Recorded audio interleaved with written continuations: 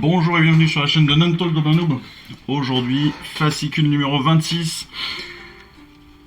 La vidéo règles et batailles de la semaine avec les règles de base numéro 6. Les règles de base, alors c'est évidemment la mise en page des règles du livre de règles classiques avec les petits tutoriels qui vont bien pour accompagner la compréhension de ces règles, même si la plupart on les connaît évidemment déjà. Ça, je vous l'ai déjà dit, puis après on verra la bataille. Mais on en reparlera là aussi. Alors aujourd'hui, on est sur la phase de tir, la phase de charge et d'autres. La phase de tir, on la connaît avec le tac, etc., etc. Le point de pas oublier, évidemment, c'est quand on est proche d'une unité ennemie. Lorsqu'on est à moins de 3 pouces d'une unité ennemie, eh bien on ne peut tirer que sur l'unité ou sur les unités qui sont à moins de 3 pouces de nous. Ça, c'est toujours important à rappeler. On a une règle aussi, attention messire. Attention messire, vous devez soustraire un projet de touche pour une attaque d'arme à projectile si la cible est un héros ennemi à 3 pouces d'une unité ennemie comptant 3 figurines ou plus. La règle attention messire ne s'applique pas si le héros ciblé a une caractéristique de blessure de 10 ou plus. Ça on en reparlera, très clairement on en reparlera parce que c'est un élément important. Je ne sais pas si on en parle déjà dans le tutoriel, je ne crois pas. Mais attention messire, ça peut être intéressant. On passe ensuite à la phase de charge, avec le mouvement de charge, ça on le connaît, mais on a surtout des aptitudes de commandement pendant la phase de charge.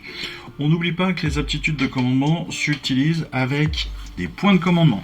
Il faut dépenser un point de commandement pour utiliser une aptitude de commandement. Rappelons que les points de commandement, on les obtient au début des rounds, avec la détermination du jet de priorité, et on obtient un point supplémentaire aussi si on a notre général sur le champ de bataille. On a deux aptitudes de commandement possibles pendant la phase de charge, c'est en avant vers la victoire et déchaîner les enfers. En avant vers la victoire, très simple, vous pouvez utiliser cette aptitude après avoir fait un jet de charge pour une unité ennemie, pour une unité amie, bien sûr, hein, attention si j'ai mal dit, une unité amie, l'unité doit recevoir donc l'ordre et vous pouvez relancer le jet de charge. Autrement dit, c'est très simple, en avant vers la victoire, c'est vous ratez votre jet de charge, vous pouvez le relancer. Voilà, vous pouvez le relancer une fois. Déchaîner les enfers. Cette aptitude, elle permet donc, si une unité ennemie a fini un mouvement de charge, l'unité qui reçoit cet ordre, qui doit être à moins de 9 pouces de cet ennemi, et à plus de 3 pouces de toute autre unité, donc elle ne doit pas être en combat rapproché d'une autre unité, eh bien, peut recevoir l'ordre de tirer à cette phase, donc à la fin de la phase de charge de notre ennemi. Quand elle le fait, on doit soustraire 1 au jet de touche pour ses attaques. Elle peut cibler uniquement l'unité qui a fait le mouvement de charge. On va en reparler juste après dans le tutoriel. On est ensuite sur la phase de combat. Sur la phase de combat, eh bien évidemment, on a les séquences classiques de combat, on peut passer, si les deux adversaires passent, le combat se termine automatiquement sans aucun effet, sauf s'il y a une frappe en dernier. Et justement, on va en parler, la frappe en dernier. Les effets de frappe en premier, de frappe en dernier. Certaines aptitudes donc ont un effet qui permet à une unité de déterminer si elle frappe en premier ou si elle frappe en dernier. Si elle frappe en premier, c'est très simple, si vous avez la capacité frappe en premier, que vous soyez l'attaquant ou le défenseur, c'est vous qui tapez en premier. Voilà. Frappe en dernier, bah c'est justement l'inverse. Donc, séquence de frappe en premier et en dernier.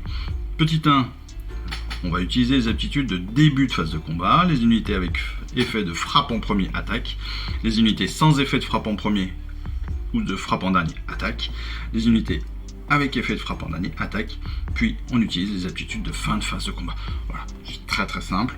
Techniquement, c'est comme son nom l'indique. Vous avez l'aptitude frappe en premier, bah vous attaquez toujours en premier. Vous avez l'aptitude de frappe en dernier, vous attaquez toujours en dernier. Bah, c'est pas plus bête que ça. Pour réexpliquer tout cela, pour expliquer surtout les aptitudes donc de commandement en phase de charge. En avant vers la victoire, c'est ce que je vous disais. On va simplement, il faut savoir qu'une phase de charge, ça permet d'être en combat rapproché. Si vous voulez rater votre phase de charge, ça peut vous mettre en difficulté. Donc, vous pouvez relancer tout simplement votre phase de charge. Déchaîner les enfers, ben là, c'est que vous allez pouvoir tirer en opposition à une unité qui aura chargé contre une unité ennemie. Voilà, c'est pas plus bête. La bataille de la semaine, c'est bataille rangée numéro 6, tenir ou mourir. Donc les Cruel Boys ont pris une position avantageuse sur le champ de bataille, ils ont fortifié des points clés tout le long du front. Et donc ils infligent de lourdes pertes aux éternels de l'orage. Et ces dernières tentent maintenant une tactique audacieuse de briser la ligne Uruk en un seul assaut dévastateur venu du ciel. Voilà. L'opposition, Seigneur Impérator, Chevaleresse, Gardus, Seigneur Killer, Sharpshooter, Praetors, Vindictors, Mythoclast. On commence à être sur des bonnes grosses bastons. Chaman, Boss qui tue, Louvre-Boss, Égorgeur, Embrancheur, Empaleuse, Éventreur et Slogot des Marais, toujours sur nos 2 postes. Avec, cette fois-ci, un territoire de la destruction très certainement à défendre. Mais ça, on le verra peut-être si j'arrive à tourner ces vidéos de bataille dans le futur. Sinon, en attendant, c'est peut-être mise à jour de vidéo. Écoutez, moi il me reste plus qu'à vous remercier de votre suivi. Et puis, vous souhaitez à tous une excellente fin de semaine. Et puis voilà, puis je vous embrasse et je vous dis à très vite. Allez, ciao, bye bye. Je vous remercie d'avoir suivi cette vidéo. Si ça vous a plu, eh bien abonnez-vous, lâchez un petit like et un commentaire. Et suivez-moi sur Instagram. Instagram où je poste régulièrement des photos de mes dernières réalisations et dernières peintures. Et puis comme il est maintenant de tradition sur la chaîne, je vous souhaite une excellente fin de journée et surtout, lisez bien, collectionnez bien, assemblez bien, peignez bien et jouez bien. Allez, je vous embrasse et puis je vous dis à très vite. Allez, ciao, bye bye.